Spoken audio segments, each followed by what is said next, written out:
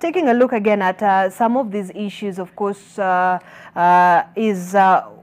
just get in depth on what is happening in what is arguably its most ambitious pledge to Kenyans. The Azimio and Kenya Alliance plans to spend 144 billion shillings annually in supporting vulnerable households who lack a steady home. This is according to the Inua Jamii pillar of the coalition's manifesto, which targets an estimated 2 million households across the country. Julian Samboko now digs into the plan, which seeks to expand Kenya's social protection program by a significant margin.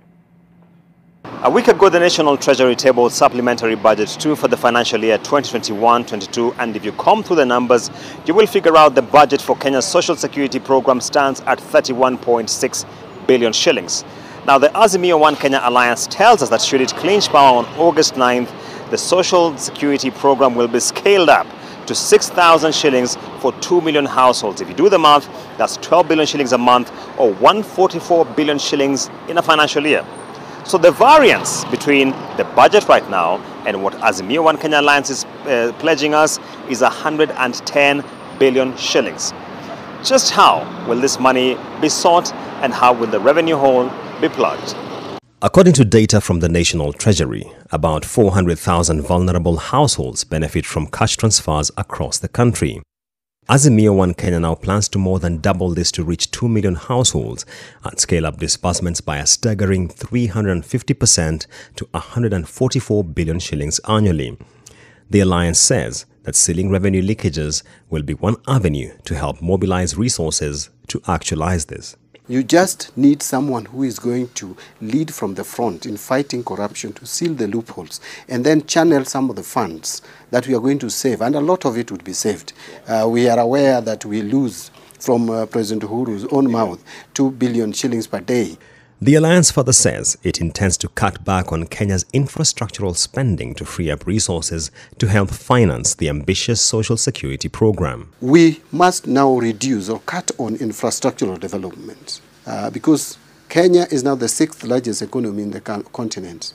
We have one of the best infrastructure. Now we need to build on the infrastructure that we have and invest now in people. This optimism notwithstanding, pundits argue that executing this pledge will necessitate tweaking Kenya's economic policy and potentially overhauling the cash transfers program as presently structured. The rationale for providing social protection for Kenya's most vulnerable families, not people, it will be the most vulnerable families, does exist. And 6,000 shillings would not be a lot of money, but it would be substantially helpful for them to be able to buy food, for instance, and just basic things. It seems unrealistic because unless he says that we are going to cut these other taxes, or we are going to collapse the entire superstructure of social protection that the government of Kenya already does into this single one, then it is possible. According to official data, the current government plans to scale up the reach of the cash transfers program from the present 400,000 households to 540,500 within the next financial year.